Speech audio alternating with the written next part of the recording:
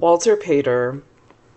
Studies in the History of the Renaissance, a collection of essays published in 1873, was the first of several volumes that established Walter Pater as one of the most influential writers of the late Victorian period.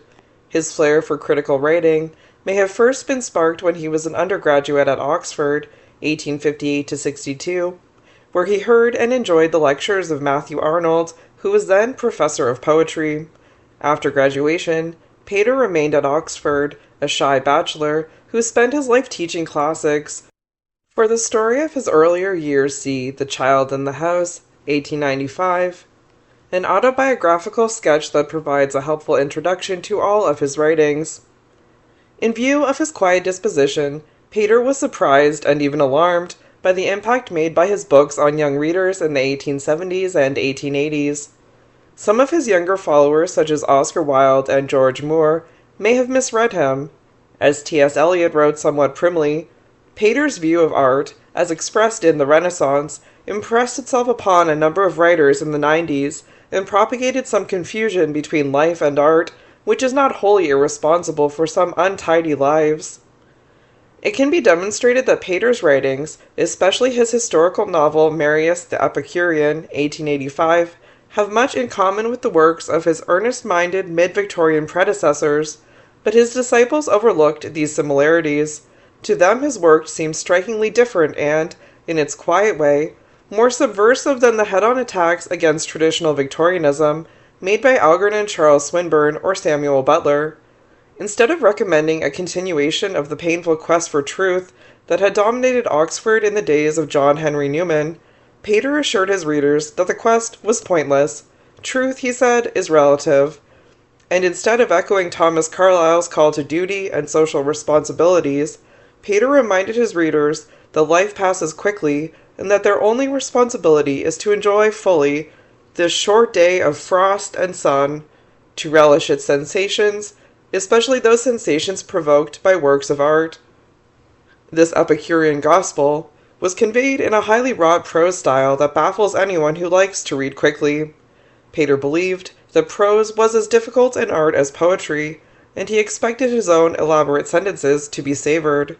Like Gustave Flaubert, 1821 to 1880, the French novelist whom he admired, Pater painstakingly revised his sentences with special attention to their rhythms, seeking always the right word, le mot juste, as Flaubert called it. For many years, Pater's day would begin with his making a careful study of a dictionary. What Pater said of Dante is an apt description of his own polished style. He is one of those artists whose general effect largely depends on vocabulary, on the minute particles of which his work is wrought, on the color and outline of single words and phrases. An additional characteristic of his highly wrought style is its relative absence of humor. Pater was valued among his friends for his flashes of wit and for his lively and irreverent conversation, but in his writings such traits are suppressed.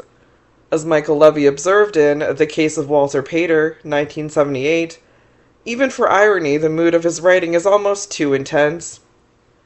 In addition to being a key figure in the transition from mid-Victorianism to the decadence of the 1890s, Pater commands our attention as the writer of exemplary impressionistic criticism. In each of his essays, he seeks to communicate what he called the special unique impression of pleasure made on him by the works of some artist or writer. His range of subjects included the dialogues of Plato, the paintings of Leonardo da Vinci, the plays of Shakespeare, and the writings of the French Romantic school of the 19th century. Of particular value to students of English literature are his discriminating studies of William Wordsworth, Samuel Taylor Coleridge, Charles Lamb, and Sir Thomas Browne in his volume of Appreciations, 1889, and his essay on the poetry of William Morris titled Aesthetic Poetry, 1868.